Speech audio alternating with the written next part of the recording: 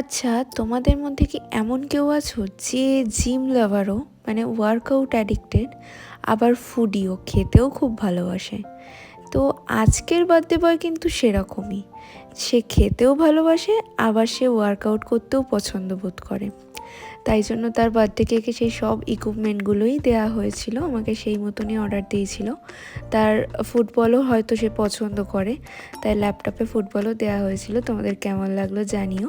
আর এইবার যে কেকটা শেয়ার করব সেইটা হচ্ছে একটা মিষ্টি বার্থডে গার্লের জন্য। জিয়ানশ্রীর বার্থডে কেক ছিল এটা, 1 পাউন্ডের চকলেট ফ্লেভারের কেক।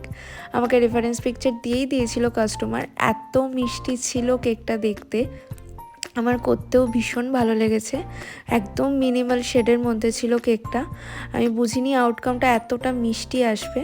শেষে আমি ব্লকে নেম লিখে কেকটা কমপ্লিট করি। তোমাদের কেমন লাগলো আমাকে অবশ্যই জানিও কিন্তু।